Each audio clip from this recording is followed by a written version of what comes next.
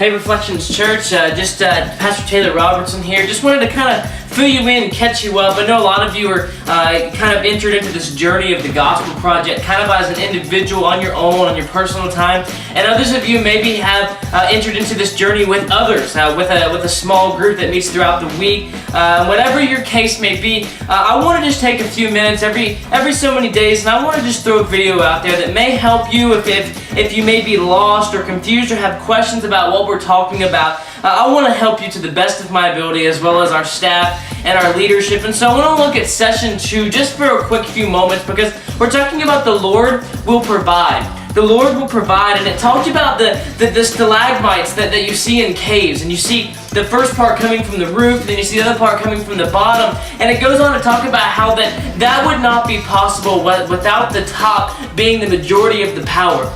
See, that bottom of the stalagmite coming from the ground of the cave does not have any part in the connection point. Instead, it's the point that comes from the roof down that connects to the bottom.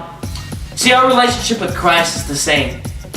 We need something, and yet we can't provide that for ourselves. But God can. Even down to the one thing in our lives that feels so natural. Even down to the point of love. Love comes natural to some of us. We love animals, we love food, we love people, we love our wives, we love our children. Seems natural, but the Bible actually goes on to tell us in 1 John chapter 4 that it's not necessarily because it's natural, humanly speaking, but it's because He loved us first that we can love. See, everything starts with Jesus. We need Jesus, not only for atonement, but for love. And for many other things as well.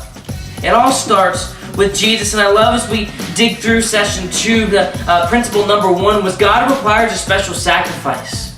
We saw in Genesis that Adam and Eve made a mistake, and separation caused man and God to be separated, and it made us to where we needed something to atone for our sin, to make us and to reveal to us and to restore us back to our intention, which is to be with God. And then we went on further and we looked at principle number 2 that said atonement must come from above.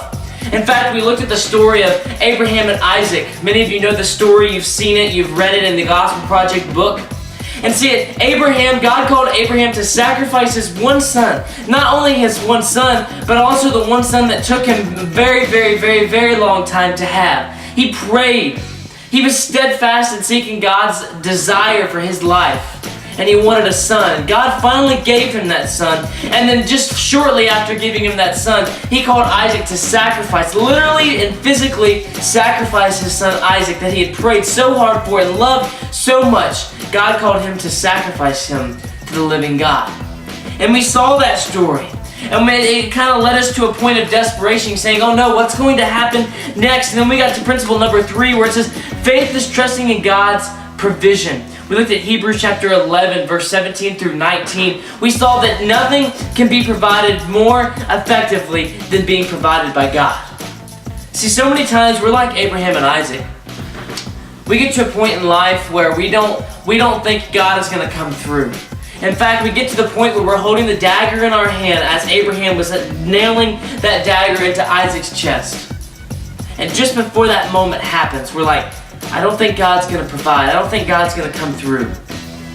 And yet, just as we saw with Abraham and Isaac, God provides. And faith is trusting in God's provision, even in the very last moments. And then we moved on, and we saw that the Lord will provide, just as He did with Abraham and Isaac, not only in our everyday lives, but also in our spiritual lives. See, each and every one of us has a separation between us and God from the day of birth. Because of what happened back in Genesis, because of the sin that entered into the world, because we enter as sinful people, God knew He had to send somebody to atone for our sin. See, church, there's nothing that we can do to gain restoration in the name of Jesus Christ. There's nothing, we are that bottom stalagmite that comes up from the ground. We're sinful, we're dirty, we're nasty, we're messed up. But it's what comes from above to make the connection that atones for our sin and restores us back to our relationship with God. Do you get it, church? There's nothing I can do. There's nothing you can do. But it's what Jesus can do that'll change our world.